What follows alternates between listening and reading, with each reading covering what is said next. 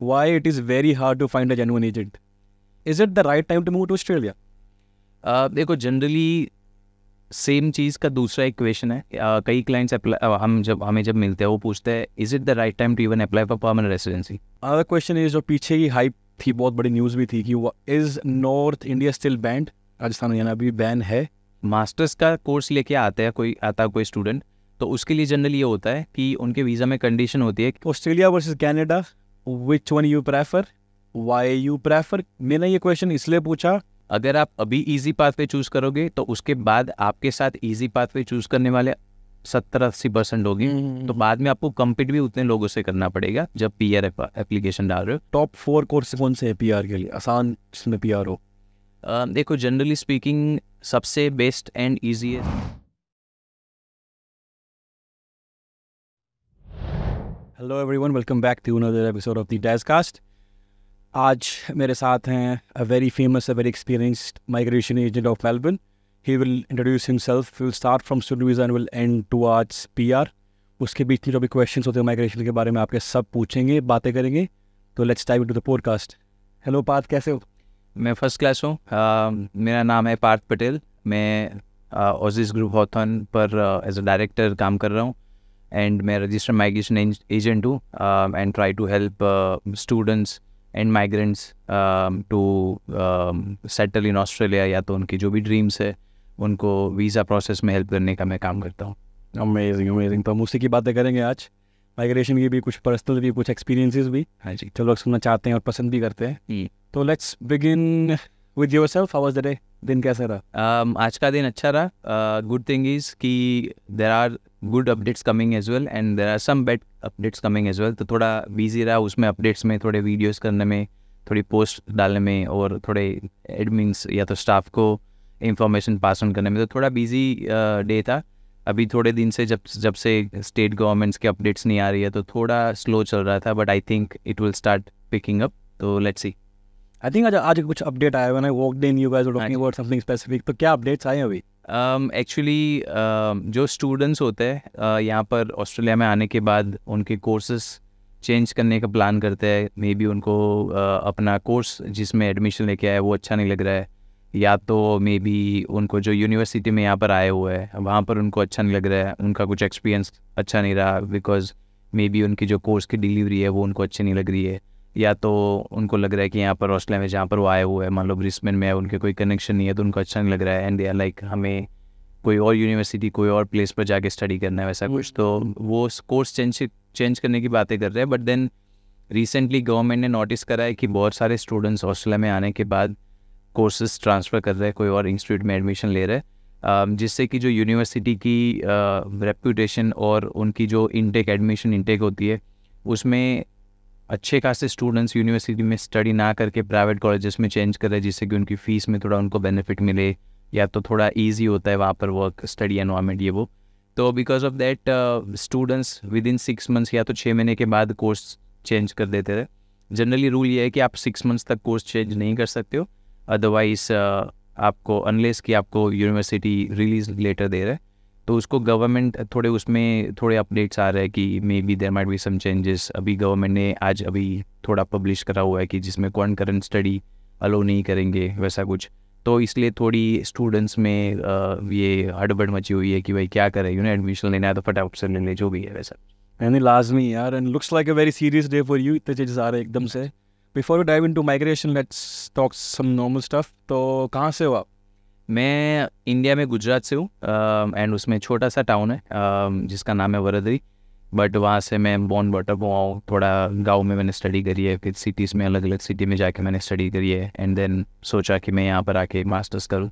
तो मैंने यहाँ पर RMIT यूनिवर्सिटी से masters of engineering, manufacturing engineering करी है, जो मेरा ये डोमेन नहीं है. बट मैंने इंडिया में बैचलर्स ऑफ इंजीनियरिंग करी थी, मैकाट्रॉनिक्स इंजीनियरिंग. तो मुझे ये था कि मैं कुछ सिमिलर फील्ड में ही करूँ, तो दैट्स वेयर मैंने यहाँ पर आके मास्टर्स ऑफ इंजीनियरिंग करा है.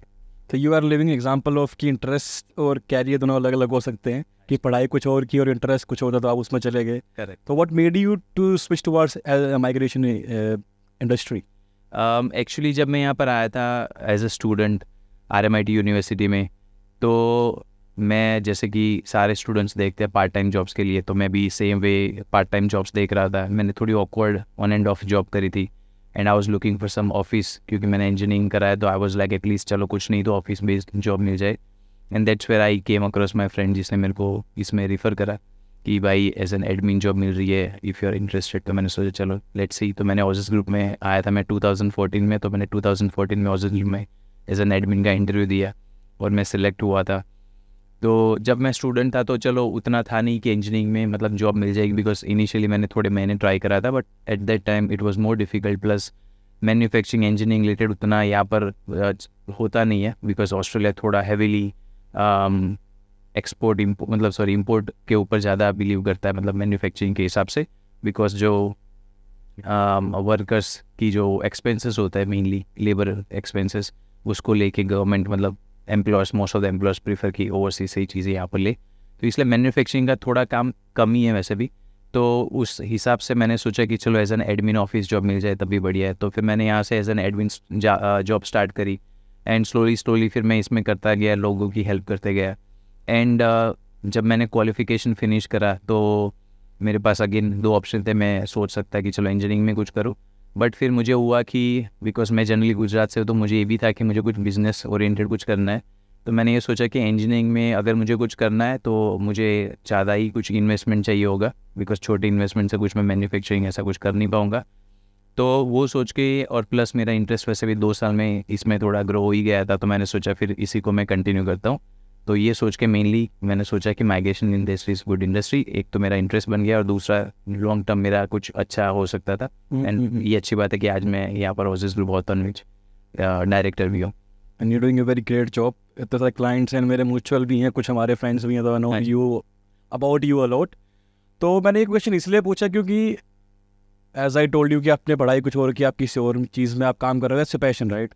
मतलब लोग चाहते हैं जानना कि ये करते, मतलब लोग स्विच क्यों करते हैं, स्विच कैसे हो जाता है। तो I just wanted to know your back story and very plain and straight story. कोई ज़्यादा इसमें कहानी नहीं है, दुखद भरी कहानी वाली चीज़ें नहीं है। You are straight to your business and straight to everything, which is great to hear about you. तो let me know about you more. What's your favourite singer और एक्टर? मैं भी सिंगर। सिंगर में मुझे generally Arijit Singh, I like him. यहाँ पर अभी recently show भी उनका हुआ था एंड वी वर ग्लैड कि generally we are doing lot of celebrities visa as well, तो we were also part of his visa process and things like that. But I like his songs mainly because वो मुझे ज़्यादा touch करता है and थोड़े relaxing songs होते हैं, उतना मतलब बीट्स मतलब उतनी हाई नहीं होती, तो मतलब कहीं पर भी आप कोई भी टाइम पर सुनो तो अच्छा ही लगता है आपको, तो that's why I like him. His music is pretty good. He is a very romantic and calm singer. He keeps the audience connected throughout the whole concert, I think. So, what do you do outside work? I want to know इसके बारे में, क्योंकि I know you work the whole day, right? Your day is hectic. How do you calm yourself up and how do you relax you when you're not working? देखो generally मैं इस industry में काम कर रहा हूँ, ऑनेस्टली ये होता है कई बार कि प्रॉबेबली मुझे ऐसा लगता है कई बार कि लोगों को देख के कि they probably get tired working, but मुझे पता नहीं क्यों मैं माइग्रेशन में काम करता हूँ। मेरा वैसे भी हमारा ऑफिस आवर्स होता है 10 to 6, but most of the time मैं 8 बजे 9 बजे के अराउंड फिनिश करता हूँ। बट पता नहीं मुझे ऐसा 8 बजे भी लगता नहीं कि मेरा आज ऐसा डे हो गया कि मैं बहुत टायर्ड हो गया हूँ, तो that's good. But anyway apart from that actually generally मैं संडेज़ को क्रिकेट खेलता हूँ एंड उसका मुझे बहुत ही मतलब वेट अप होता है। जैसे ही मान लो मंडे गुजरा, ट्यूसडे गुजरा, वेडनेसडे से मेरे को होता है चलो 2-3 दिन निकल गए, अब मेरा क्रिकेट का वापस होने वाला है, मतलब संडे आने वाला है वैसा कुछ। तो उतना ईगरली मैं क्रिकेट को वेट करता हूँ, क्रिकेट के लिए वेट करता हूँ। एंड अभी थोड़े 2-3 महीने से मैंने वॉलीबॉल खेलना भी स्टार्ट करा, बट अल्टी मुझे थोड़ी मेरी फ्रेंड्स की कंपनी अच्छी लगती है, तो दैट्स वेयर थोड़ा साथ में मिलना गुलना भी हो जाता है और अपना थोड़ी एक्टिविटी भी हो जाती है।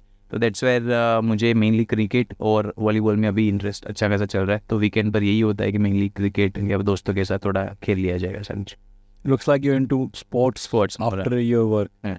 Cool, nice. क्योंकि ऑस्ट्रेलिया में वैसे भी being fit is an amazing thing. It's in the environment. Nice. कोई ना कोई रनिंग कर रहा है, कोई गेम खेल रहा है, कोई सब लोग कुछ कर ही रहे हैं at the end. So let's dive into your expertise, migration. So a very basic and straight question to you. Why it is very hard to find a genuine agent? देखो जनरली स्पीकिंग क्या होता है कि genuine agents होते हैं, they try to guide you with a straight and genuine pathway actually, but मुझे ये लग रहा है कि थोड़े आड़े टेढ़े रास्ते होते हैं वो स्टूडेंट्स को या एप्लीकेंट्स को ईजी लगते हैं, एंड इसलिए जनरली वो बहकाव में आ जाते हैं।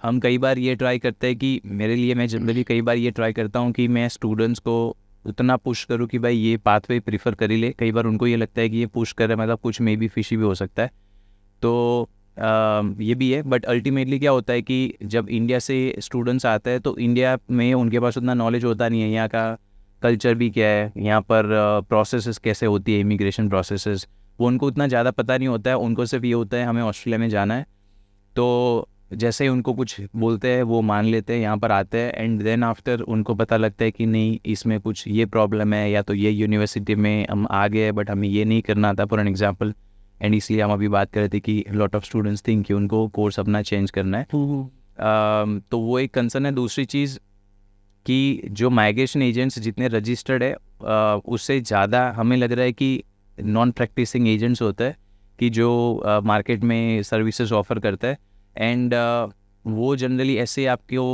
बोलते हैं कि लोभावने वाले ऑप्शंस ऑफ़र करते हैं कि आपको लगता है कि भाई हाँ वो या तो इजी है या तो आपके लिए चीप ऑप्शन है, क्योंकि जनरली स्टूडेंट्स यहाँ पर आते हैं तो उनको ये होता है कि हम कैसे पैसे थोड़े बचा ले, हमें ओवरसीज से पेरेंट्स से पैसा नहीं मंगवाना है, हम यहाँ से ही कुछ कर ले, you know things like that. तो इसलिए मुझे लग रहा है कि मार्केट में ऐसे न्यूज़ें ज़्यादा चलती रहती है, एंड दैट्स वेयर।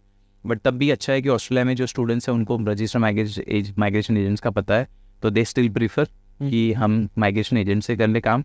एंड दूसरी चीज़ उनको ये होता है कि थोड़े पैसे ज़्यादा भी स्पेंड करने पड़े, बट अल्टीमेटली माइग्रेशन एजेंट से जाना प्रेफरेबल है, क्योंकि अल्टीमेटली पीआर उनके लिए बहुत इंपॉर्टेंट चीज़ है लाइफ में। अभी बस वीज़ा के बिना आप वैसे भी कुछ ज़्यादा यहाँ पर कर नहीं सकते हो, तो that way it is good. But overseas में ज़्यादा जनरली प्रॉब्लम होते हैं। क्योंकि मैंने ये इसलिए पूछा, सपोज एक एक्स स्टूडेंट यहाँ है, वो आईटी लेके आया है, but let's take accounting for now. Accounting में पीआर मुश्किल है, सर क्या कब तक रहेगी। तो वो गया एक्स एजेंट के पास, उसने उसको कोर्स बेच दिया है वाई, वो गया फिर नए एजेंट के पास, उसने कुछ और कोर्स बेच दिया। वो 4 के पास जाके आया, वो 4 कोर्स का ऑप्शन लेके आ गया कि वो कंफ्यूज हो गया, उसको पता ही नहीं कि उसके लिए असली में पीआर के लिए रास्ता कौन सा है। दैट्स व्हाई ऐसे कि मतलब मुश्किल क्यों ढूंढना असली आपके लिए क्या बना है। तो मैंने इसलिए क्वेश्चन उठाया, नहीं आंसर वेरी क्लियरली कि ये क्वेश्चंस होते हैं लोगों के, that's why they go to different agents. सबके अलग अलग जवाब भी हैं, it depends. Okay, will discuss about in next part of it. Okay, is it the right time to move to Australia? देखो जनरली सेम चीज़ का दूसरा एक क्वेश्चन है। कई क्लाइंट्स हमें जब मिलते हैं वो पूछते हैं is it the right time to even apply for permanent residency, very similar in a way contrast. तो जनरली क्या है, मैं हर एक क्लाइंट को ये बोलता हूँ कि अगर आपके कोई ऐसे प्लान है, इट्स लाइक जो वो कहावत है कि कल करे सो आज कर, आज करे सो अब, वैसी बात है। अगर आपको प्लान है ही कि मुझे करना है, तो जितना जल्दी करोगे उतना आपके लिए बेटर है, क्योंकि उतनी अपॉर्चुनिटीज आपके पास जल्दी अवेलेबल होगी। अगर आप 1 साल के बाद 2 साल के बाद आओगे फॉर एन एग्जांपल, अगर आपको ऐसा है कि 2 साल के बाद मे बी आपकी लाइफ ईजी हो जाए, तो वो ऑप्शन तो आपके पास, अगर आप आज भी आ गए हो तब भी वो ऑप्शन रहेगा ही रहेगा। तो जनरली मैं हर एक क्लाइंट को ये बोल रहा हूँ फॉर एन एग्जांपल, या तो सेम क्वेश्चन आपका कि ऑस्ट्रेलिया में आ जाए या 2 साल के बाद, या तो अगर आप पीआर अगर एलिजिबल हो आज डाले या 2 साल के बाद। अगर आप आज डालोगे तो ऐसा तो है नहीं कि आप 2 साल के बाद एलिजिबल नहीं होगे, या तो अगर आप आज आ गए तो 2 साल के बाद भी आप यहाँ पर रह ही पाओगे। एंड जो चीज़ आपको 2 साल के बाद या 1 साल के बाद जब भी उनको आना है फॉर एग्जांपल, अगर उनको फ्यूचर का पता ही नहीं है, तो हम अभी की ही बात करें कि अभी अगर आप आ सकते हो तो अभी आ जाओ, जितना जल्दी उतना बेटर इन शॉर्ट। सो जल्दी इज़ बेटर। तो अदर क्वेश्चन इज, जो पीछे ही हाइप थी, बहुत बड़ी न्यूज़ भी थी कि is north India still band, Rajasthan Haryana अभी बैन है? देखो क्या हो रहा है कि रिसेंटली गवर्नमेंट ने ये नोटिस करा है कि सर्टेन एरियाज इंडिया से and also from some other countries in neighbouring countries, कि वहाँ से कई एरिया से बहुत सारी एप्लीकेशंस स्टूडेंट वीज़ा के लिए आ रही है, एडमिशन के लिए आ रही है, और उसमें बहुत फ्रॉडुलेंट एक्टिविटी हो रही है कि स्टूडेंट्स फॉल्स डॉक्यूमेंट्स बना के ऑस्ट्रेलिया में आ रहा है। इससे ये हो रहा है कि जो जेन्युइन स्टूडेंट्स होते हैं उनकी प्रोफाइल अच्छी भी होती है, तब भी उनका रिफ्यूज़ल रेशियो बनता है, क्योंकि फॉल्स डॉक्यूमेंटेशन में आपकी मर्जी, आप कुछ भी बना लो, यू नो। एंड गवर्नमेंट ने कोविड के टाइम पर जो शॉर्टेज यहाँ पर क्रिएट हुई थी, उसको ध्यान में रखते हुए गवर्नमेंट वाज थिंकिंग कि चलो जितने ज़्यादा टेम्प्रेरी माइग्रेंट्स भी अगर आ जाए तो उनकी जो यहाँ पर शॉर्टेज है, स्किल शॉर्टेज, वो मीट कर पाए। एंड इसलिए गवर्नमेंट ने थोड़ा ईज कर दिया, एंड बिकॉज ऑफ दैट हुआ ये कि कई सारे स्टूडेंट्स विदाउट ज़्यादा स्क्रूटिनिटी उनकी एप्लीकेशन प्रोसेस हो गई, एंड उससे ये हुआ कि वहाँ के एजेंट्स या स्टूडेंट्स को ये लगा कि हाँ फॉल्स डॉक्यूमेंट्स बना के भी आप क्विकली आ सकते हो, and that's where certain areas India से, फॉर एग्जांपल आप बोल रहे थे नॉर्दर्न इंडिया, या तो for example certain parts of Gujarat या तो हैदराबाद, वहाँ से कई यूनिवर्सिटीज ऐसी थी जो बोल रही थी कि हम हमारी यूनिवर्सिटी के लिए पर्टिकुलरली आपकी एप्लीकेशन, आपके एरिया की एप्लीकेशंस एडमिशन के लिए नहीं लेंगे। बट हाँ, परमानेंट रेसिडेंसी या तो दूसरे कोई वीज़ा के लिए ऐसा कुछ हुआ नहीं था। मेनली स्टूडेंट वीज़ा में एडमिशन्स में ये प्रोसेस ज़्यादा हो रही थी, तो इसलिए अभी भी थोड़े स्टूडेंट एडमिशन के लिए थोड़ा हाइप चल रहा है कि गवर्नमेंट थोड़े रूल्स चेंज करने के प्लान कर रहे हैं वैसा कुछ। तो सर्टेन एरिया से ऐसा हुआ था, मेनली एडमिशन पर्पसेस के हिसाब से उसको देखते हुए।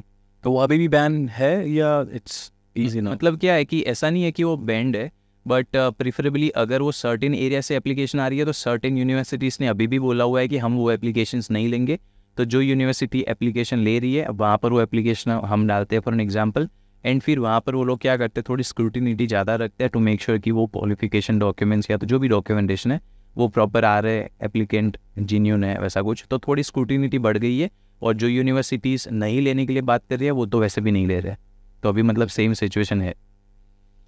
तो एक स्टूडेंट आया है, उसने कुछ डिग्री लेके बैचलर्स और मास्टर्स, क्या अभी भी can they change to trade course? अगर मास्टर्स का कोर्स लेके आता कोई स्टूडेंट, तो उसके लिए जनरली ये होता है कि उनके वीज़ा में कंडीशन होती है कि आप अपना जो भी कोर्स चेंज करना चाहते हो तो वो कोर्स का लेवल आपको मेंटेन करना है। मतलब अगर आप मास्टर्स कोर्स लेके आए हो तो अगर आपको और कोई मास्टर्स में एडमिशन लेना है तो आप ले सकते हो, बट उसका भी एक और रूल है कि generally speaking the rule is कि आप 6 मंथ्स तक कोर्स ट्रांसफ़र नहीं कर सकते हो अनलेस कि आपको जो यूनिवर्सिटी में आप यहाँ पर आए थे इंडिया से फॉर एन एग्जांपल, वो यूनिवर्सिटी आपको रिलीज़ कर रही है। इसमें थोड़े अपडेट्स आने वाले हैं या ऐसे बातें हो रही है कि गवर्नमेंट 6 मंथ्स का जो रिलीज़ लेटर अप्लाई करने की प्रोसेस है, या तो 6 महीने तक आप एडमिशन और कोई कॉलेज में नहीं ले सकते, उसको एक्सटेंड करके 1 साल तक का करने की बात करिए, तो वो कभी भी इम्प्लीमेंट एज सच हो सकता है। और अगर आपको मास्टर्स लेके अगर आप आए हो यहाँ पर, और अगर आपको लोअर लेवल के courses for an example diploma या तो बैचलर्स डिग्री लेवल के कोर्सेज अगर आपको ट्रांसफ़र करना है तो आप उसको ट्रांसफ़र नहीं कर सकते हो। आप कर सकते हो, लेकिन फिर आपको अलग से सेपरेटली स्टूडेंट वीज़ा एप्लीकेशन रखनी पड़ेगी। अगर आपने स्टूडेंट वीज़ा अप्लाई करा थ्रू योर बैचलर्स डिग्री और अगर वो वीज़ा ग्रांट हो गया तो देन आप मास्टर्स अपना छोड़ के बैचलर्स डिग्री या जो भी डिप्लोमा के बेस पर वीज़ा ग्रांट आपका होता है तो आप वो कर सकते हो। बट अगर वीज़ा ग्रांट नहीं होता है तो then you are required to keep doing that masters degree. Okay. And for bachelors के लिए फॉर एन एग्जांपल, अगर आप बैचलर यहाँ पर लेके आए हो और अगर आपको चेंज करके डिप्लोमा करना है फॉर एन एग्जांपल, तो सेम रूल, अगर आप लोअर लेवल का कोर्स कर रहे हो दैट मीन्स आपको स्टूडेंट वीज़ा वापस अप्लाई करना पड़ेगा। अगर वो वीज़ा ग्रांट हो गया तो ठीक है, आप स्टडी कर सकते हो, नहीं हुआ तो आप नहीं कर सकते हो। But in some situations for an example कई कॉलेजेस पैकेज्ड कोर्स देते हैं, मतलब diploma leading to a bachelors degree. मतलब आप ये बोल रहे हो कि मैं बैचलर डिग्री तो वैसे भी करने ही वाला हूँ, अभी नहीं कर रहा हूँ, बट वो पैकेज्ड कोर्स है कि diploma leading to advance, diploma leading to a bachelors वैसा कुछ, तो वो आप कर सकते हो। बट अगेन उसमें सेम रूल कि प्राइमरी आपका कोर्स है बैचलर्स डिग्री, वो 6 महीने फिनिश होता है, उसके बाद आप ट्रांसफ़र कर सकते हो, अनलेस कि जहाँ पर आप जो भी कॉलेज में आए हो वो कॉलेज अगर आपको रिलीज़ दे देती है तो आप पहले भी कर सकते हो। तो वो कॉलेज के ऊपर ज़्यादा डिपेंड करता है, नहीं तो फिर आपको रिलीज़ का जो टर्म है 6 मंथ्स का, अगर वो चेंज हो जाता है तो उतना पीरियड वेट करने के बाद आप चेंज कर पाओगे वैसा कुछ। क्योंकि आई थिंक लास्ट ईयर आया था कि आप करने लगते हैं, कुछ जुलाई में आया था, you can't change your course something, तो उससे बहुत हाइप क्रिएट हो गया, उसमें हाइप क्रिएट हुई थी। बट उसमें थोड़ा डिफरेंस था, उसमें गवर्नमेंट ने ये बोला था कि अगर आप मास्टर्स डिग्री बाय रिसर्च या तो PhD लेके आ रहे हो और उसमें स्पेसिफिक कोर्सेज कर रहे हो, जैसे कि stem related science, technology, engineering, mathematics, medicine related courses generally अगर होता है, तो मिनिस्टर ने ये बताया था कि अगर आपको कोर्स ऐसा कोई चेंज करना है तो आपको मिनिस्टर से स्पेसिफिक परमिशन लेनी पड़ेगी, और अगर मिनिस्टर अप्रूव करता है ये परमिशन तो आप एप्लीकेशन चेंज करके कोई और कोर्स में कर सकते हो। But there is mainly for masters level of courses जिसमें रिसर्च डिग्री है। अगर आप मास्टर्स में जनरली 2 डिग्री होती है, masters by course work and masters degree by research. तो अगर मास्टर्स बाय रिसर्च या तो PhD है तो उस पर because that's totally research based degree, तो गवर्नमेंट इज सेइंग कि भाई हमें क्रिटिकल टेक्नोलॉजी को ट्रांसफ़र नहीं करने देना है बिकॉज नॉलेज थोड़ा पास ऑन होता है, सिक्योरिटी पॉलिसीज एंड ये वो, तो because of that government is saying कि मिनिस्टर परमिशन अगर आपको देंगे तो आप चेंज कर सकते हो, अदरवाइज आप नहीं कर सकते, but only for that courses, not for any other courses. तो as we talking about course change के बारे में बात कर ही रहे हैं, तो what is your point of view on it कि आपको PR के पीछे भागना चाहिए या जो स्किल आपको पसंद है वो पढ़ लो, PR इवेंचुअली हो जाती है? करेक्ट। देखो दोनों तरीके से सही है।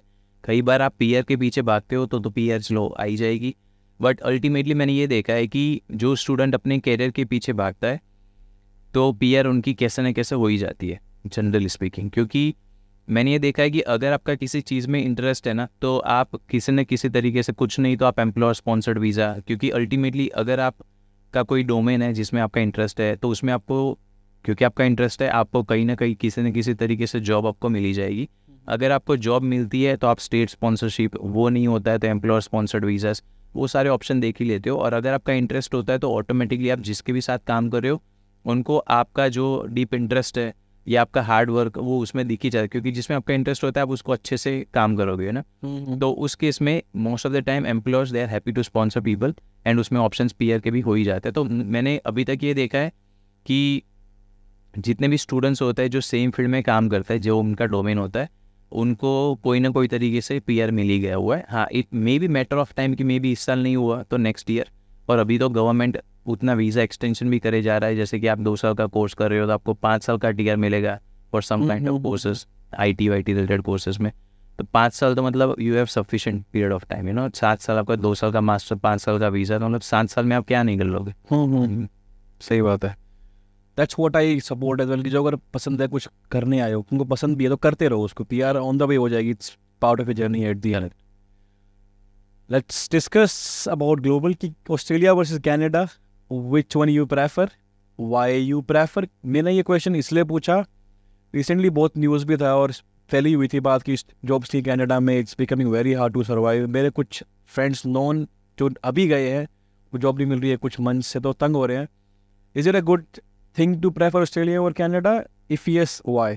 ओके, देखो जनरली स्पीकिंग, फर्स्टली बिकॉज मैं ऑस्ट्रेलिया में हूँ तो मैं प्रेफर करता हूँ कि कोई भी आए ऑस्ट्रेलिया में आए। It could be my relative या तो मेरे कोई भी क्लाइंट्स होता है, मैं उनको जनरली ये बोलता हूँ कि Australia is better in terms, एक तो जैसा मैंने बोला मैं यहाँ पर हूँ, दूसरी चीज़ कि एनवायरनमेंट के हिसाब से भी, वेदर के हिसाब से, मतलब कि Australia is better in terms की चलो समर वमर भी आपको अच्छा खासा दिखता है, यू नो।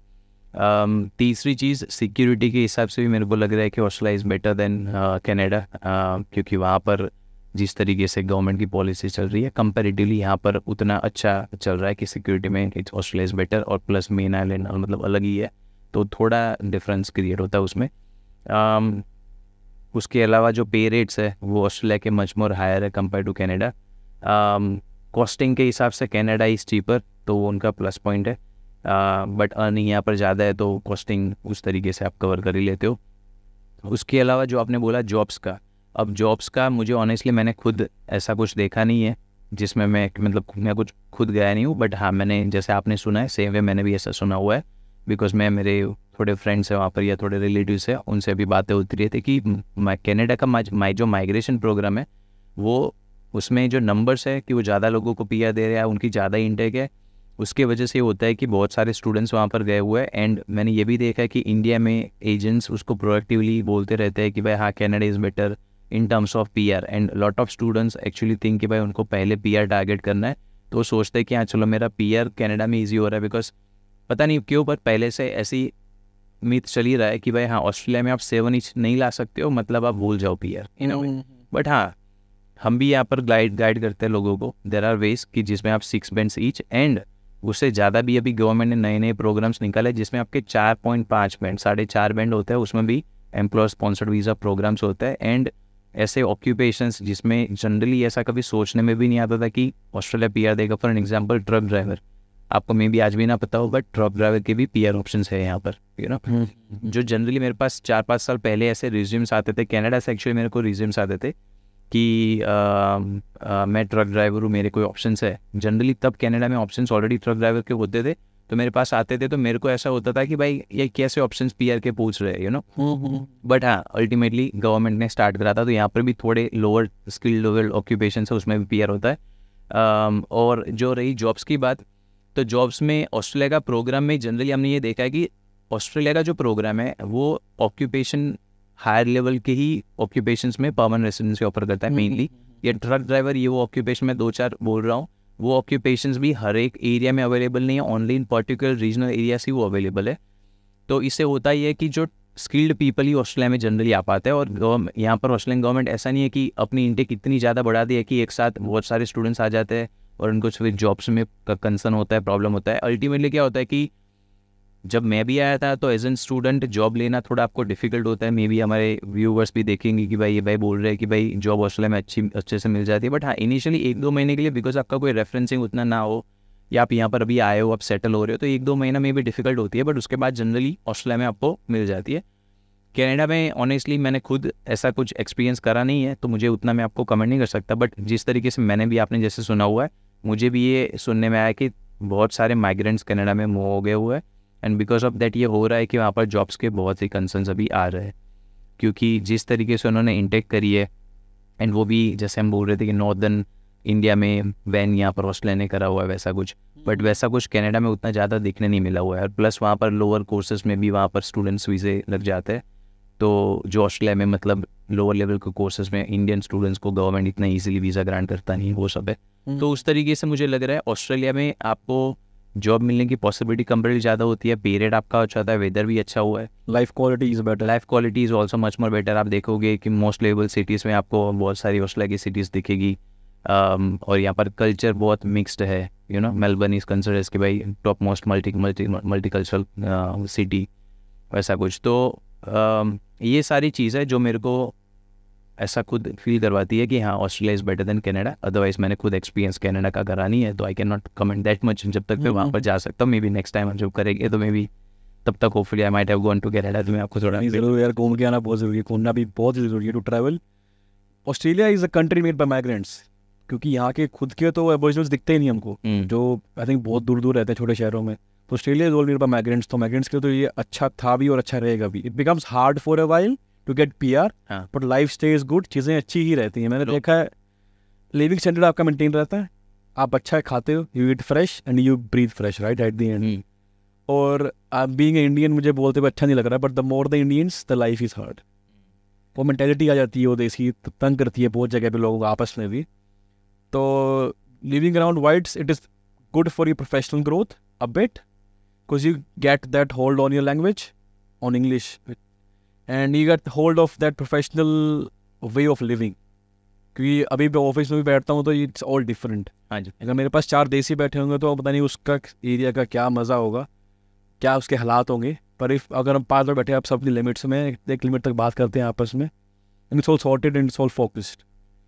तो माय नेक्स्ट क्वेश्चन इज़ कि एज एन एजेंट आप क्लाइंट्स से डेली मिलते हो राइट? तो वो बहुत जगह घूम के भी आते हैं बहुत लोग, क्योंकि पहले भाई दे डोंट ट्रस्ट एनीवन, सीधा घूम के आते हैं, फिर टोकन के लोग आते हैं। कोई ऐसा मिथ जो फनी भी हो, किसी कोई लेके आया कि मुझे उस एजेंट ने ये कह दिया, ये आप करके दोगे? कुछ याद हो आपको ऐसे कोई सिचुएशन? ऐसा एक्चुअली होता रहता है।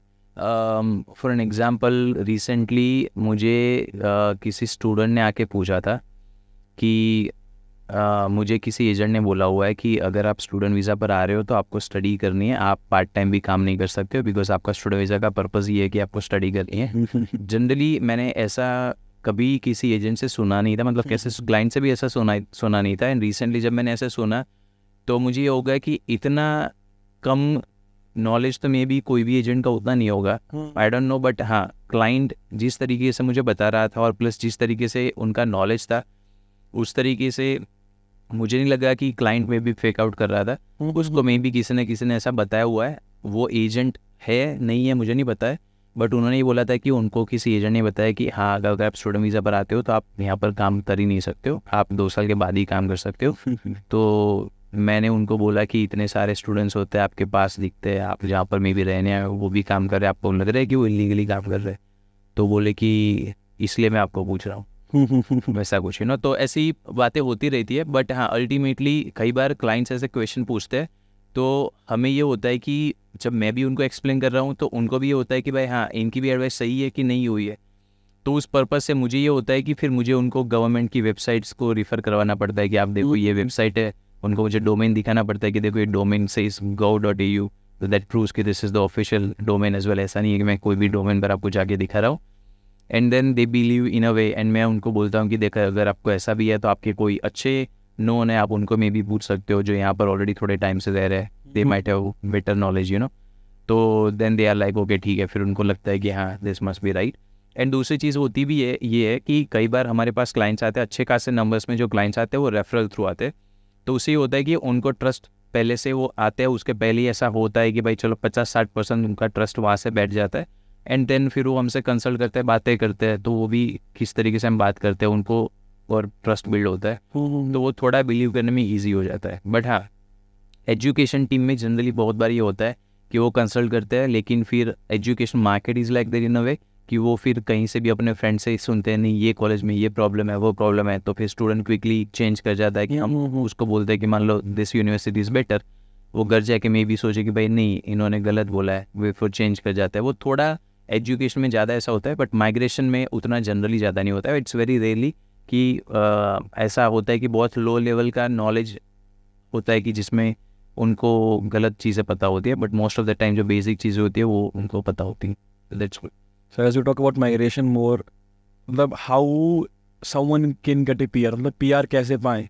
फॉर एग्जाम्पल मैं एक IT इंजीनियर, राइट, मैं IT में काम करता हूँ, लेट्स पिक ऑक्यूपेशन, मेरी occupation system and network engineer हो गई, तो मेरा प्रोसेस क्या होगा PR डालने का, और कहाँ से मैं पॉइंट्स ग्रैब करके डाल सकता हूँ PR? ओके, देखो जनरली परमानेंट रेसिडेंसी के लिए बहुत सारे वीज़ा के ऑप्शन है, बट जनरली क्या है कि मार्केट में आपको सुनाई देता है कि पॉइंट्स, तो आपको फिर सिर्फ पॉइंट्स के पीछे भागते रहते हो।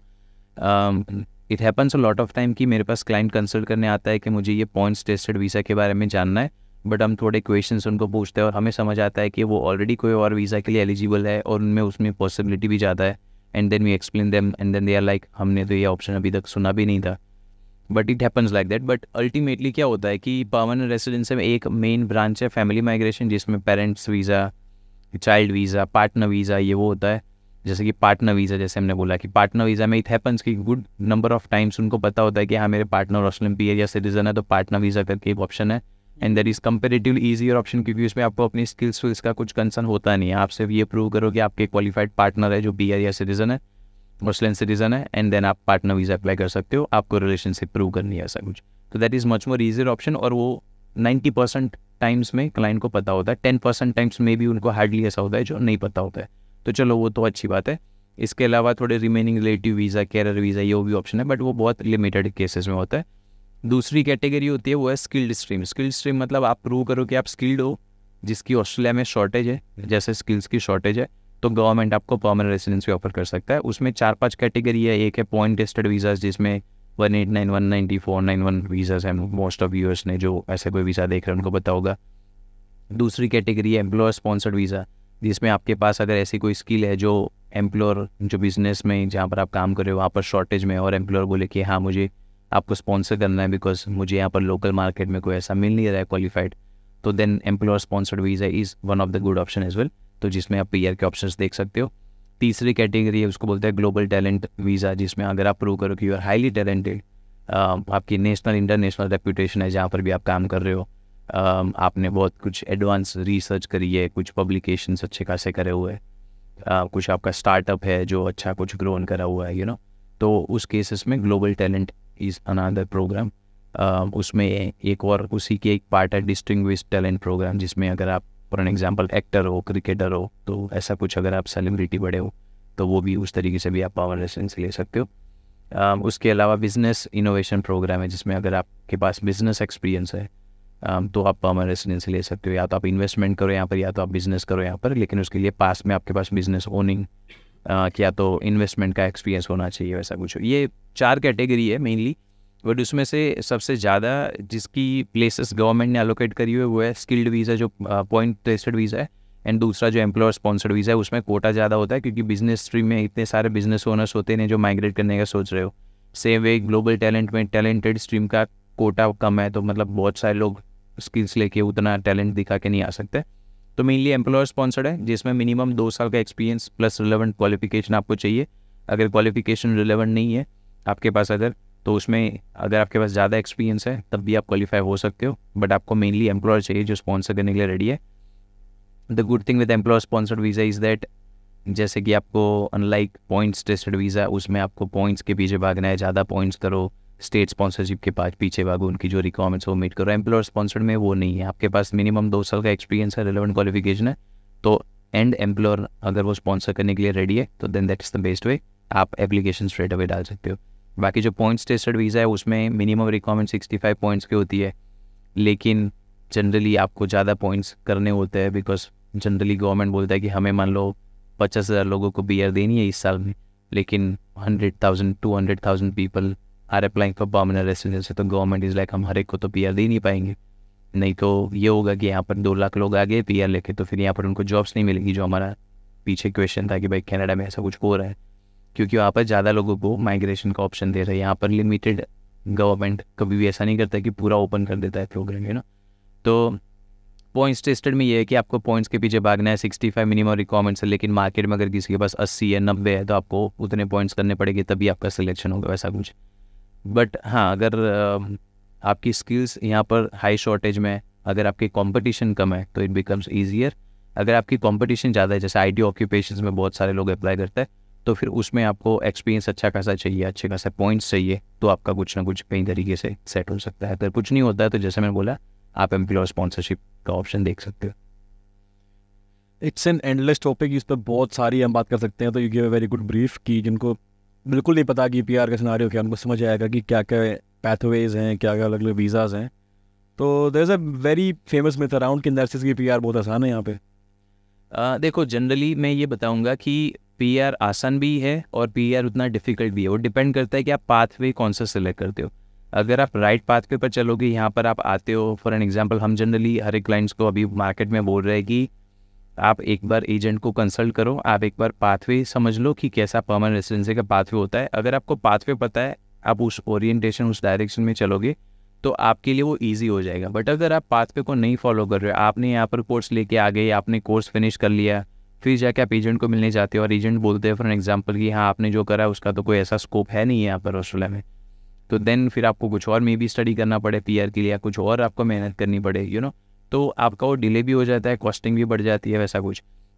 बट अल्टीमेटली यहाँ पर बहुत सारे ऐसे ऑप्शंस हैं जो मेनली स्टेट स्पॉन्सरशिप की अगर बात करें तो छोटे छोटे states like south Australia, Tasmania, northern territory, वहाँ पर अगर आप मिनिमम पॉइंट स्कोर करते हो, 6 बैंड ईच भी लेके अगर आ जाते हो, तब भी वहाँ पर PR ईजी अवेलेबल है। ठीक है, for an example Tasmania state sponsorship program है, जहाँ पर आप 2 साल वहाँ पर स्टडी करते हो, तो वो आपको PR के ऑप्शंस ऑफर कर सकते हैं। उसके बाद क्या होता है कि फिर हम मार्केट में कितने लोग अप्लाई कर रहे हैं उसमें थोड़ा में भी आपको झंझट करनी पड़ सकती है, बट तस्मानिया में एक ही यूनिवर्सिटी है तो आपकी कंपटीशन कम हो जाती है। तो जनरली हम क्लाइंट्स को क्या बोलते हैं कि आपके पास 2 चॉइस है। पहली चॉइस है कि अगर आप जब स्टडी करने आए हो तब अगर आप डिफ़िकल्ट पाथ चूज़ करोगे, जो हर एक स्टूडेंट्स सेलेक्ट करना नहीं चाहता है, बट अगर आप डिफ़िकल्ट पाथ चूज़ करोगे तो आपके लिए बाद में PR बहुत ईजी हो जाएगा।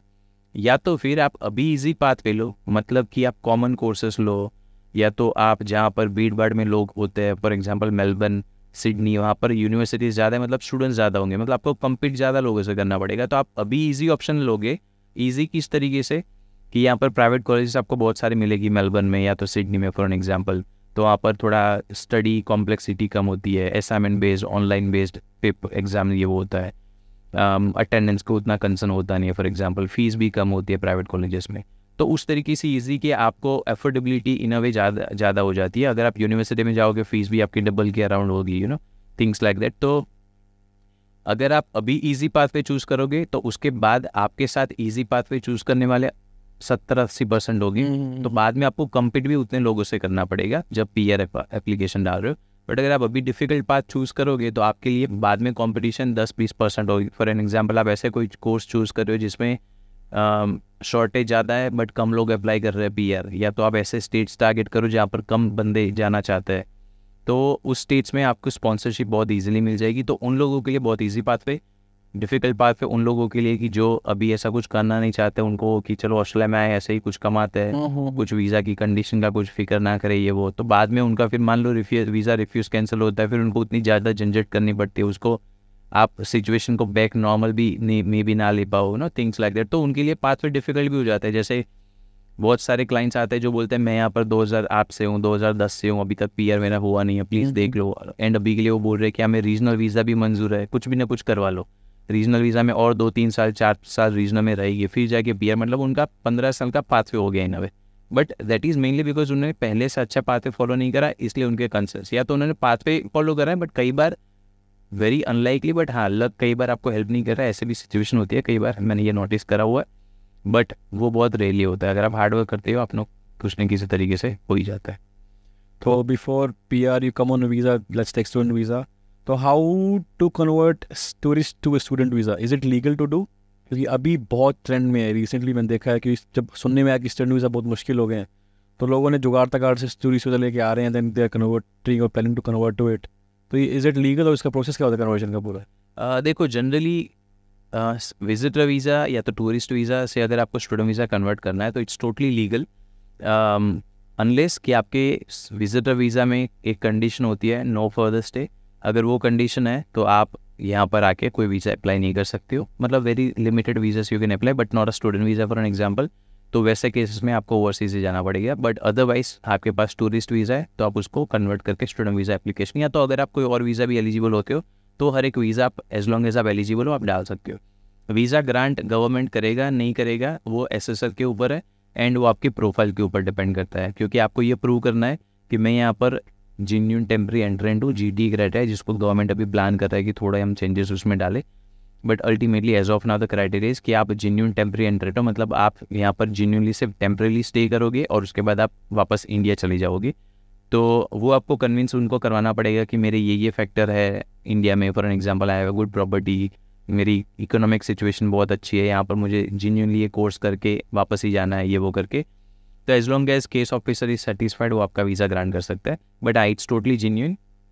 और प्रोसेस कैसे होती है, तो विजिटर वीज़ा में क्या होता है, जनरली कई स्टूडेंट्स ऐसे होते हैं कि जिनको लोअर लेवल का कोर्स करना है, फॉर एन एग्जांपल डिप्लोमा जैसे हम बात कर रहे थे, और यहाँ पर आने के बाद कोर्स चेंज करना it's another hurdle for an example, and it is also difficult sometimes, not it's sometimes many times actually, कि आप इंडिया से अगर आप डिप्लोमा लेवल के कोर्सेज में स्टूडेंट वीज़ा अप्लाई करते हो तो उसका रिफ्यूज़ल रेशियो 90-95% का होता है, मतलब मेजर एप्लीकेशंस रिफ्यूज़ हो जाती है अगर आप डिप्लोमा बेसिस पर आना चाहते हो यहाँ पर। तो इसलिए कई स्टूडेंट्स सोचते हैं कि हम यहाँ पर विजिटर वीज़ा लेके आ जाए एंड फिर उसको कन्वर्ट करके यहाँ से अप्लाई करें। अब जनरली क्या होता है स्टूडेंट वीज़ा में दो कंसर्न्स होते हैं, एक होता है कि आपको प्रूव करना है कि आप जेन्युइन स्टूडेंट रहोगे, मतलब आप जेन्युइनली स्टडी करते रहोगे, फीस पे करते रहोगे, क्लासेस अटेंड करोगे और कोर्स का प्रोग्रेस अच्छे से फॉलो करोगे। एंड दूसरा होता है कि आप जेन्युइन टेम्पररी एंट्रेंट होगे, मतलब यहाँ पर आने के बाद आप वापस चले जाओगे, आप ओवर स्टे नहीं करोगे, ये वो ठीक है। तो जब आप इंडिया से आते हो तो आपको दोनों चीज़ मीट करनी है, बट अगर आप ऑस्ट्रेलिया में विजिटर वीज़ा पर आते हो तो आपको ये जनरली प्रूव नहीं करना होता है, मतलब रिक्वायरमेंट होती है बट आपको उतना गवर्नमेंट उसको कंसर्न नहीं करता है कि आप वापस चले जाओगे कि नहीं। क्यों? क्योंकि अगर आपको वापस नहीं जाना है तो आप विजिटर वीज़ा पर भी लीगली यहाँ पर रह ही सकते हो, बट आप स्टूडेंट वीज़ा डाल रहे हो मतलब आप लीगली अपना स्टे बनाने का ट्राई कर रहे हो, ठीक है। तो इसलिए गवर्नमेंट उसको थोड़ा लीनियंट अप्रोच रखता है, डिपार्टमेंट से भी ये देखना चाहता है कि भाई आप जेन्युइनली ये कोर्स करोगे और ये कोर्स करने से आपको कुछ जेन्युइन बेनिफिट मिलेगा भी कि नहीं मिलेगा वैसा कुछ, and then they convert that way. तो it's legally possible, nothing wrong in that, as long as आप एलिजिबल हो तो it's fine. Only one thing I would like to tell more is, जब आप विजिटर वीज़ा डालना चाहते हो तो गवर्नमेंट एक क्वेश्चन पूछता है कि आप यहाँ पर ऑस्ट्रेलिया में आने के बाद कोई कोर्स करना चाहते हो 3 महीने से ज़्यादा का फॉर एन एग्जाम्पल, तो उसमें अगर आप ना बोलते हो फॉर एन एग्जाम्पल कि हाँ मुझे कोई कोर्स अप्लाई नहीं करना है और फिर यहाँ पर आके आप स्टूडेंट वीज़ा डालते हो तो उसमें गवर्नमेंट कई बार वीज़ा रिफ्यूज़ कर देते हैं, सेइंग कि भाई आपने पहले बोला था और आपका 3 महीने का विजिटर वीज़ा फॉर एग्जांपल होता है, तो आपने 3 महीने में कैसे सोच लिया कि भाई पहले आपने मना करा और आप बोल रहे हो कि मुझे कोर्स करना है यहाँ पर आने के बाद। एंड कई बार एक्चुअली इसमें होता ही है कि आप स्टूडेंट वीज़ा अप्लाई करते हो, उसमें आप मान लो PD VD कुछ ऐसा आपने जो इंडिया में दे के आए थे वही वाला आपने स्टूडेंट वीज़ा में यूज़ कर लिया, तो देन गवर्नमेंट बोलेगा कि आपने जब स्टूडेंट वीज़ा जब विजिटर वीज़ा डाला उसके पहले का PT यूज़ करा, मतलब आपको पता ही था कि आप PT दे के स्टूडेंट वीज़ा करने वाले, यू नो। तो वो कई बार कंसर्न रेज होते हैं, बट हाँ it's legal in a way to convert from tourist visa to a student visa. Okay, तो as per your experience at the current time top 4 course कौन से हैं PR के लिए आसान जिसमें PR हो? देखो जनरली स्पीकिंग सबसे best and easiest is nursing, क्योंकि नर्सिंग की यहाँ पर शॉर्टेज बहुत है। Nursing not just nursing but health के आप कोई भी ऑक्यूपेशन ले लो, doctors for an example, physiotherapist for an example, nurses हो गए, मेडिकल लेबोरेटरी साइंटिस्ट हो गया फॉर एन एग्जांपल, मतलब ऐसे आप हेल्थ रिलेटेड कोई भी कोर्सेज देखोगे तो it's very good in terms of both career, तो आप अपना कैरियर भी बना पाओगे एंड आपको परमानेंट रेसिडेंसी भी ईजिली मिल जाएगी। दूसरा अभी बहुत पॉपुलर चल रहा है वो है टीचिंग, वो वैसे भी कब से तब से पॉपुलर ही है, जस्ट कि मार्केट में लोग उतना करते नहीं थे इसलिए उतना पॉपुलर नहीं हुआ था, बट अभी बहुत सारे लोग टीचिंग की कोर्सेज करने लगे तो इसलिए थोड़ा ज़्यादा पॉपुलर हो गया। बट टीचर्स की यहाँ पर बहुत सारी शॉर्टेज है एंड दैट्स वेयर टीचिंग में भी गवर्नमेंट बहुत इनिशिएटिव ले रही है, वो इन्वेस्टमेंट्स कर रहे हैं, नए नए चाइल्ड केयर स्कूल्स बना रहे हैं फॉर एग्जांपल, क्योंकि एक्सपांड भी इतना हो रहा है। तो टीचिंग ऑक्यूपेशंस जिसमें अर्ली चाइल्डहुड टीचर होता है, secondary school teacher, primary school teacher, middle school teacher, मतलब टीचिंग के बहुत सारे ऑक्यूपेशन है, 4-5 ऑक्यूपेशन है, तो सारे के सारे ऑक्यूपेशन अच्छे डिमांड में। इसके अलावा जो ट्रेड ऑक्यूपेशंस है उसकी भी शॉर्टेज बहुत सारी है एंड उसमें डायरेक्टली ओवरसीज से PR ईजीली नहीं मिल सकता है, because for an example India में आप कारपेंटर ले लो तो उनके पास क्या स्किल होगी, उनके पास ना तो क्वालिफिकेशन होगा ना तो इंग्लिश में कुछ अच्छा स्कोर कर पाएंगे। They are very qualified in a way because उनके पास एक्सपीरियंस बहुत होता है, बट वो इंग्लिश में नहीं कर सकते इसलिए वो डायरेक्टली PR के ऑप्शन देख नहीं सकते। टीचिंग में भी यही है कि most of the time teachers India से डायरेक्टली क्वालिफाई नहीं हो पाता है बिकॉज उसमें इंग्लिश रिक्वायरमेंट थोड़ी टफ होती है एंड उसमें कोर्स की भी थोड़ी एक्स्ट्रा रिक्वायरमेंट है कि आपको BEd MAd में 45 डेज़ की सुपरवाइज्ड टीचिंग प्रैक्टिस चाहिए, वो तो वो जनरली ईजिली अवेलेबल यूनिवर्सिटीज़ में होती नहीं है, मतलब वो रिक्वायरमेंट मीट नहीं हो पाती है। नर्सेस में होता है कि उनको यहाँ पर आके कंपलसरी ट्रेनिंग लेनी पड़ती है, रजिस्ट्रेशन लेना पड़ता है, एग्जाम क्लियर करनी पड़ती है in a way and then only they qualify, तो डायरेक्टली PR के ऑप्शन देख नहीं पाते, प्रॉब्लम इज दैट, तो इसलिए जनरली ऐसे कोर्सेज पॉपुलर है। इसके अलावा इंजीनियरिंग IT भी शॉर्टेज में बहुत है बट उसमें सप्लाई भी बहुत है, मतलब इंडिया से बहुत सारे स्टूडेंट्स जो आते हैं यहाँ पर वो इंजीनियर्स IT या अकाउंटेंट्स ऑक्यूपेशन में आता है, तो डिमांड उस तीनों ऑक्यूपेशन की आई है। द प्रॉब्लम इज उसमें सप्लाई भी उतनी ही आई है, तो अगर उनको गवर्नमेंट बोल रहा है हमें 5,000 लोग चाहिए तो 25,000 लोग अप्लाई करते हैं, तो इसलिए आपको कम्पीट ज़्यादा लोगों से करना होता है। तो ऐसा नहीं है कि उसमें PR नहीं है, बट आपको मे बी कॉम्पिटिशन ज़्यादा करनी पड़ेगी या तो फिर आपको ऐसा कोई स्टेट चूज़ करना पड़े जहाँ पर PR ईजी हो। इसके अलावा ट्रेड के अलावा थोड़े civil building construction related courses भी अभी बहुत पॉपुलर हो रहा है, सिविल इंजीनियरिंग ड्राफ्ट पर्सन या तो इलेक्ट्रिकल इंजीनियरिंग ड्राफ्ट पर्सन या तो बिल्डिंग ऑक्यूपेशंस में building technicians not elsewhere classified, architecture draft person, ये वो भी ऑक्यूपेशन बहुत सारे शॉर्टेज में है जिसमें PR अभी बहुत अच्छे से चल रहा है। तो ये सारे ऑक्यूपेशंस है, ऑक्यूपेशंस तो एक्चुअली बहुत सारे हैं कि जो जिसमें PR ले सकते हैं, बट ये ज़्यादा पॉपुलर है इनफ। ये अभी हाईलाइटेड है बहुत ज़्यादा सिचुएशन के हिसाब से। तो क्योंकि जब मैं नया आया था, मैं सीधा मेलबर्न में आया था, तो मुझे नहीं पता तस्मानिया कैसा है, ब्रिस्बेन कैसा है, मतलब घूमने गया हूँ मैं दैट परस्पेक्टिव की घूमने गया हूँ, सिर्फ मैं लगा रहूँगा नहीं। For a student which city is best, as a student कौन सी सिटी अच्छी है? आपके क्लाइंट्स आते हैं अलग अलग कोने से कंट्री के, तो वो उनके एक्सपीरियंसेस से which city is best as per your experience. Okay, देखो हर एक सिटी की अपनी अपनी मतलब इन अ वे आप बोल सकते हो उनके अपने अपने बेनिफिट्स है। For an example Melbourne Sydney में स्टूडेंट्स आते हैं, उनके लिए उनकी रिलेशनशिप में भी उनके फैमिली मेम्बर्स यहाँ पर होते हैं, उनके फ्रेंड्स यहाँ पर होते हैं, तो उनको यहाँ पर सेट होना थोड़ा इजी हो जाता है, उनको घर वर मिल जाता है, फॉर एन एग्जांपल थोड़ा रेफरेंस थ्रू जॉब्स मिल जाती है, तो दैट्स वेयर उनको लगता है सिडनी मेलबर्न बेटर। प्लस यहाँ पर आपको फैसिलिटीज़ ज़्यादा मिलती है, आपके पास ऑप्शंस जैसे प्राइवेट कॉलेज में आपको कोर्स स्टडी करना है वो भी ऑप्शंस होते हैं, हर एक स्टेट्स में ऐसे प्राइवेट कॉलेजेस उतनी चलती नहीं है। इसके अलावा अर्निंग यहाँ पर ज़्यादा होता है, तो बिकॉज जॉब्स बेटर, बिजनेसेस के नंबर्स यहाँ पर ज़्यादा होते हैं, तो आपके पास एक एम्प्लॉय नहीं तो दूसरे एम्प्लॉय के पास जॉब्स के ऑप्शंस हो जाते हैं फॉर एग्जांपल। और लाइफस्टाइल की बात करें तो यहाँ पर आप मे भी देखो कि वैसे स्टूडेंट्स के लिए तो माइट नॉट बी एप्लीकेबल, मान लो कि नाइट लाइफ्स होती है यहाँ पर बहुत पॉपुलर होता है, मतलब इवेंट्स बहुत होती रहती है। अभी आपने खुद नोटिस करा होगा कि इंडियंस आर्टिस्ट भी आप वीकली दो तीन मीटिंग वो ये इवेंट्स होती रहती है, यू नो, तो हम भी सोचते हैं कि भाई कौन से इवेंट में जाएंगे ना, तो इवेंट्स का भी आपका ऑप्शन है, आपको कल्चर भी यहाँ पर हर एक टाइप के मिल जाएंगे, यू नो, तो उस तरीके से Melbourne and Sydney is better in terms of living earning more. अगर हम बात करें नॉर्थ में Queensland for example, Gold Coast, Brisbane, तो वहाँ पर एनवायरनमेंट वेदर बहुत अच्छा होता है, तो इंडिया से जनरली जो लोग आते हैं तो यहाँ पर विंटर में तब भी मेलबर्न में थोड़ा कोल्ड ज़्यादा रहता है, तो उनको होता है कि चलो हाँ क्वींसलैंड में that is better in terms की वेदर बहुत अच्छा होता है, वहाँ पर भी नाइट लाइफ ये वो अच्छी है, and comparatively Brisbane is a bigger city as well, तो वहाँ पर भी आपको जॉब की अपॉर्चुनिटीज़ थोड़ी ज़्यादा ही होती है।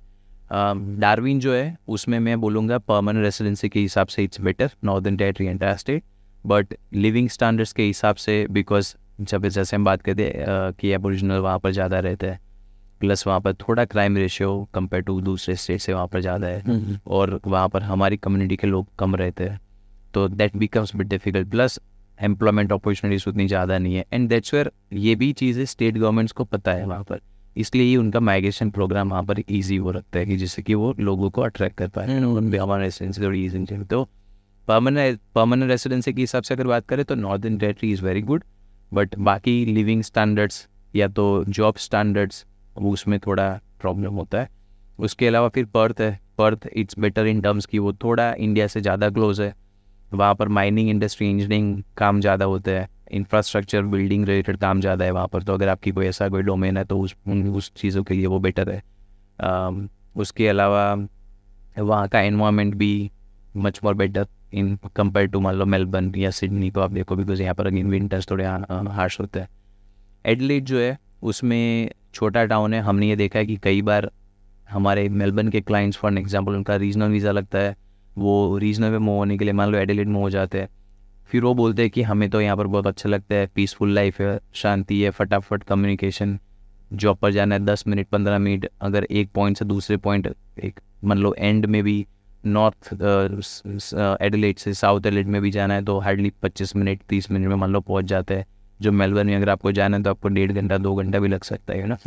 तो कम्यूट के हिसाब से एडिलेड इज़ बेटर, प्लस वहाँ के स्टेट स्पॉन्सरशिप पावर रेसिडेंसी के ऑप्शन भी बहुत अच्छे होते हैं, एंड एडिलेड उतना भी आप रूरल नहीं बोल सकते हो, lot of people are living, हमारी कम्युनिटी भी अच्छी खासी दे दी है। प्लस पहले था कि चलो इंडियन रेस्टोरेंट्स आपको ये वो उतनी ज़्यादा ना मिले, बट अभी तो हमने देखा है कि एडिलेड बहुत अच्छे से पॉपुलर हो गया है, आपको रेस्टोरेंट्स खाना वाना जो भी आपको चाहिए वहाँ पर, फूड ट्रक्स वो भी बहुत मिलने लगे यू नो, और नाइट क्लब वहाँ पर भी इवेंट्स बहुत सारी होने लगी।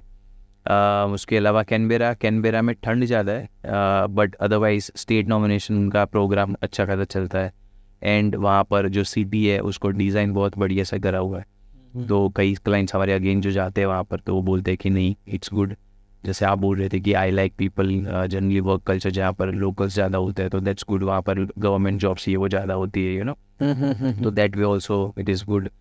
अगर हम तस्मानिया की बात करें तो अगेन वो थोड़ा पीछे बैक लाइफ में इन अ वे, बट वहाँ का environment in a way, air उस बोला जाता है कि भाई Tasmania's air is the purest air in the world, तो वो थोड़ा एक मैं उसको एडिशनल पॉइंट बोलता हूँ। और वहाँ पर लाइफ काम शांति वाली है, क्योंकि हमारे कई क्लाइंट्स मेरे रिलेटिव्स भी एक्चुअली वहाँ पर तस्मानिया में रहते हैं, मैं कई बार जाता हूँ, तो वो अच्छा है। प्लस वहाँ पर माइग्रेशन के हिसाब से अच्छा है, बट अर्निंग के हिसाब से जनरली कंसर्न वहाँ पर भी होता है कि स्टूडेंट्स बोलते हैं कि नहीं, कई बार हमने स्टूडेंट्स भेजे वहाँ पर क्योंकि उनके PR ऑप्शंस अच्छे होते हैं, और वो 6 महीने बाद वो बोलते हैं कि नहीं भाई यहाँ पर कुछ नहीं हो रहा है, हम जॉब अभी मिल रहे उसके बिना तो क्या करेंगे, तो फिर वापस आके मेलबर्न सिडनी में मूव हो जाते हैं। तो आई थिंक पूरा ऑस्ट्रेलिया हो गया मैंने कवर कर लिया।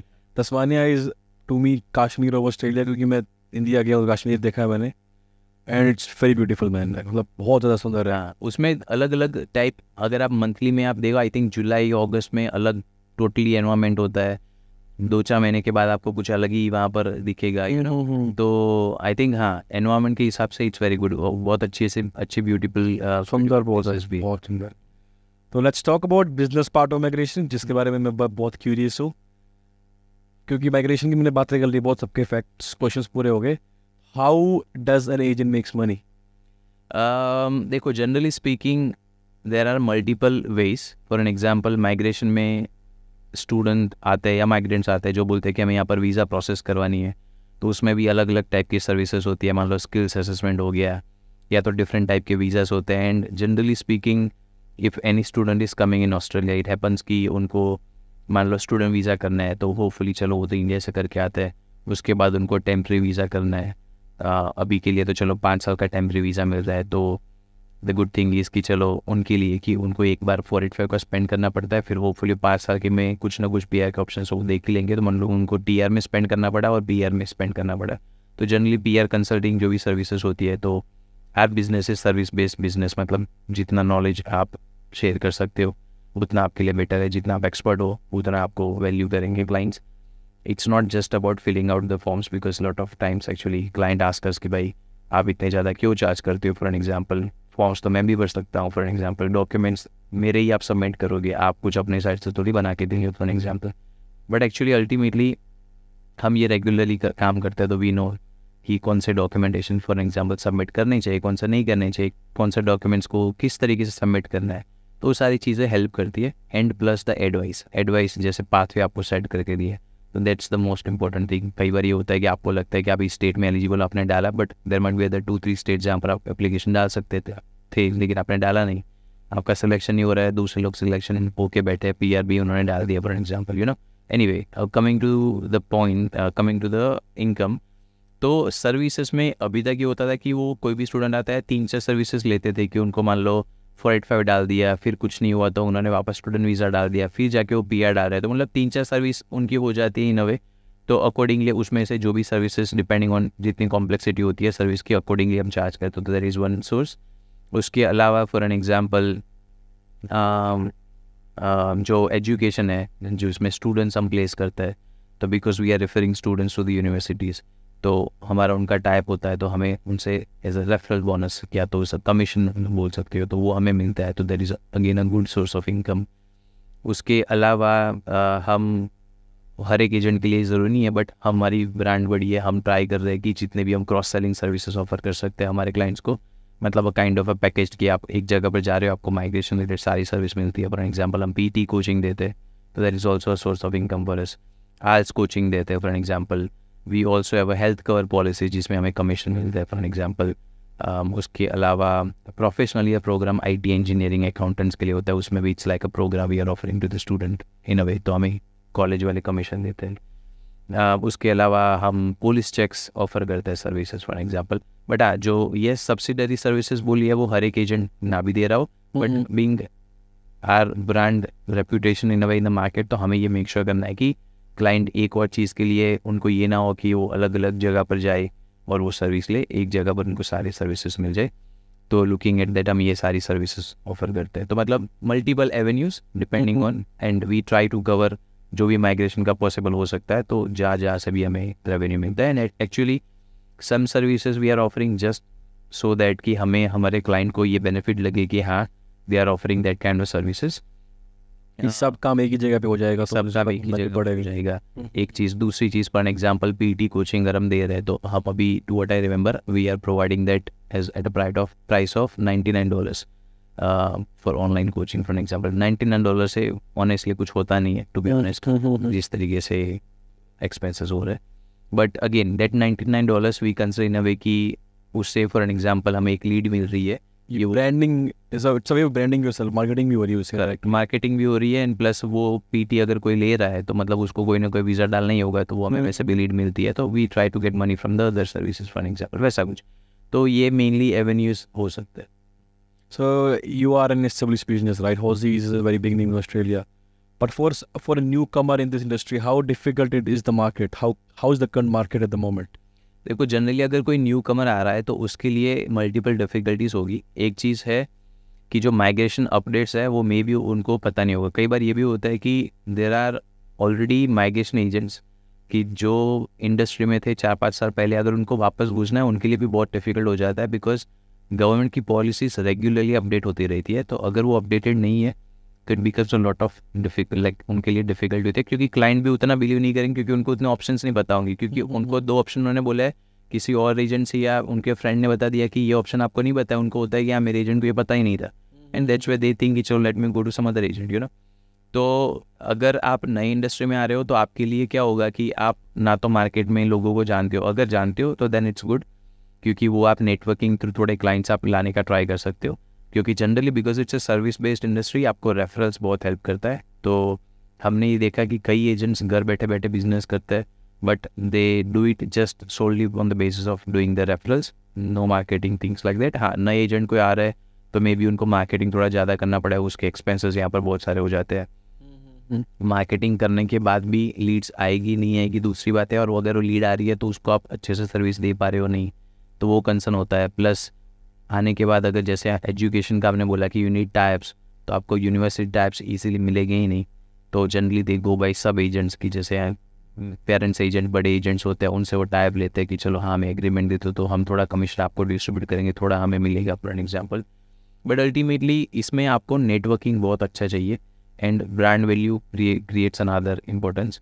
ब्रांड बनने के लिए आपको इनिशियली टाइम लगेगा ही लगेगा, बट हाँ धीरे धीरे अगर वो करते हैं तो over the period of time में भी plus again gaining the launch, because ये सर्विस बेस्ड इंडस्ट्री है, तो इट्स नॉट जस्ट कि आप क्लाइंट को सर्विस दे दो, बट अल्टीमेटली उनका पाथवे भी क्लियर होना चाहिए। उसके लिए आपको जिसे ज़्यादा पता लगा सकते हो लगाओ। एंड इमिग्रेशन पॉलिसीज़ में अप टू डेट चीज़ एक चाहिए, प्लस इमिग्रेशन पॉलिसी जो बनी हुई है वो थोड़ी कॉम्प्लेक्स बनी हुई है, उसको इंटरप्रेट करना नए बंदे के लिए उतना ईजी भी नहीं होता है, क्योंकि हमने देखा है कि कई बार आप मल्टीपल एजेंट्स को पूछते हो तो एक एजेंट का एक और ओपिनियन होता है, किसी और एजेंट का कुछ और ओपिनियन होता है, तो you might not get to know even कि भाई कौन से एजेंट को बिलीव करना है। That also becomes difficult. तो मतलब आप न्यू इंडस्ट्री में घुस रहे हो तो आपके लिए उसको इंटरप्रेट करना थोड़ा ज़्यादा डिफिकल्ट होगा ही, you know. But over the time, या तो आप अगर किसी एजेंसी ऑलरेडी एग्जिस्टिंग है वहाँ पर काम करते हैं, तो it becomes easier for you to understand, and then implementation थोड़ा ईजी हो जाता है। Branding is a very big topic. Branding is important, क्योंकि हमने जो आज तक देखा है, जो देखते हुए भी आए हैं, मार्केटिंग लोग ज़्यादा करते हैं, they don't even know what branding is. हाँ, correct. For my audience example, this is branding. मेरे पास कोई मैंने वॉलपेपर नहीं दिया है, कोई मेरी घड़ी नहीं है, but I know he is from Aussies and I know him. I'm creating a brand around him. I'm telling that he is a genuine person. He knows stuff. He's experienced into his area of expertise. This is branding. We are promoting you directly, right? Yeah, correct. That's smart branding, which is something you can learn from this podcast. So let's end it with a very beautiful question. सबका question है, how to become an agent? Agent बनने के लिए generally speaking आपको bachelors degree चाहिए, या तो फिर आप ग्रेजुएट डिप्लोमा क्वालिफिकेशन, मतलब जनरली बैचलर्स या तो हायर लेवल का क्वालिफिकेशन चाहिए, to what I remember, because जब मैंने रजिस्ट्रेशन करा था तो दैट वाज द रिक्वायरमेंट। अभी मे भी चेंज हो गया तो मुझे उतना नॉलेज नहीं है, बट बिकॉज वो स्किल लेवल 1 ऑक्यूपेशन माना जाता है, तो इसके लिए जनरली बैचलर्स और हायर लेवल क्वालिफिकेशन चाहिए। प्लस आपको इमिग्रेशन का पर्टिकुलर क्वालिफिकेशन होता है, graduate diploma in immigration law, वो आपको करना पड़ेगा, या तो मास्टर डिग्री आप कर सकते हो, या तो अगर आप लॉयर हो तब भी आप क्वालिफाई हो सकते हो। And on top of that, आपको अगर माइग्रेशन एजेंट बनना है पर्टिकुलरली, नॉट द लॉयर, तो आपको ये कोर्स करना पड़ेगा। एंड उसके कोर्स कंप्लीट करने के बाद एक कैप्स्टन एग्ज़ाम होती है, कि जो स्पेसिफिक उसकी अथॉरिटी होती है, वो आपकी एग्ज़ाम कंडक्ट करेगी, जिसमें इमिग्रेशन लॉ का आपके पास कितना नॉलेज है उसको टेस्ट करेगी। तो वो एग्ज़ाम में आपको 65% या अबोव लेने हैं। अगर आप वो एग्ज़ाम क्लियर करते हो, उसमें भी 3 अलग अलग मॉड्यूल में होती है, MCQ examination, I think return अलग होती है, and then verbal interview kind of होता है। तो अगर आप वो 3 स्टेज में क्लियर करते हो, उसके बाद आपको IELTS एकेडमिक वर्जन में 7 इन reading writing, 7 overall and 6.5 minimum in each of the 4 modules आपको स्कोर करना है। ये चीज़ आप इतनी करोगे, कैप्स्टन एग्ज़ाम, इंग्लिश कोर्स, तो उसके बाद and then on top of that आप परमानेंट रेसिडेंट या तो ऑस्ट्रेलियन सिटीजन होने चाहिए, या तो एलिजिबल न्यूजीलैंड सिटीजन होने चाहिए, तभी आप एजेंट बन सकते हो। ये 4 बेसिक रिक्वायरमेंट होती है। And once you become registered migration agent, तो आपको वो लाइसेंस लाइफ टाइम नहीं मिलता है, 1 साल का सिर्फ मिलता है। तो 1 साल के अंदर आपको 10 CPD पॉइंट्स की रिक्वायरमेंट होती है, मतलब कंटिन्यूस प्रोफेशनल डेवलपमेंट, मतलब आप कंटिन्यूस अपना डेवलपमेंट प्रोफेशनल स्किल्स बढ़ाते रहते हो। तो आपको हर 1 साल के अंदर 10 पॉइंट्स लेने पड़ेंगे। तो उसके लिए मतलब 1 पॉइंट के लिए आपको 1 घंटे का वर्कशॉप होता है, या सेमिनार या असाइनमेंट बेस्ड काम करना पड़ेगा। और वो 10 पॉइंट्स करने के बाद आपको रिन्यू लाइसेंस करना पड़ेगा। उसके लिए अथॉरिटी है, डिपार्टमेंट ऑफ होम ऑफिस का एक डिवीजन है, office of migration agent regulation authority, तो उनके साथ आपको रिन्यूअल करता रहना पड़ेगा। अब ईयरली बेसिस पर आपको रिन्यूअल करना पड़ता है, और वो 10 पॉइंट्स आपको मीट करने होता है। तो ये चीज़ है। And on top of that, अगर आपका जो भी आप नॉलेज आपके पास होल्ड कर रहे हो, आप क्लाइंट को कंसल्ट कर रहे हो, एंड अगर आपकी कोई कंप्लेंट्स आती है, for an example from client side, from immigration side, from some other authorities like skill assessment, कहीं से भी, तो then they are also liable for their licence cancellation, ये वो, तो वो भी चीज़ें मेक श्योर करनी पड़ती है। तो मतलब it requires efforts to become a agent, and requires again more efforts to keep renewing your registration, you know, and making sure कि आप अपनी कोड ऑफ कंडक्ट प्रैक्टिसेस जो है उसको, स्टैंडर्ड जो भी है उसके फॉलो कर रहे हैं। It's like every industry, you need to be up to date with your expertise, की पता हो कि क्या हो रहा है, क्यों चल रहा है, सब ग्रोथ के जो भी क्लासेस लाइसेंस है वो लेने पड़ते हैं to stay up to date. Thank you so much Parth for your time. हमने सब कुछ, सारी बातें हमने कर ली है, from PR to student, from business perspective, और नॉर्मल बातें भी हमने की आप एक दूसरे के बारे में। It's been an amazing podcast. Thank you so much everyone for joining the podcast. If you need any migration advice or any help, I'll be dropping his number, his office address and link of the website too. आप जाके उधर से even book an appointment with him to talk about everything or anything related to migration. thank you so much for joining. Make sure you like the channel and subscribe to the channel for new podcast. You can drop comments so we can do a podcast again with Parth if he gives me time. हम ज़रूर करेंगे, तो questions डाल दीजिएगा comments में. Thank you so much. Have a good day. Thank you. Have a good day.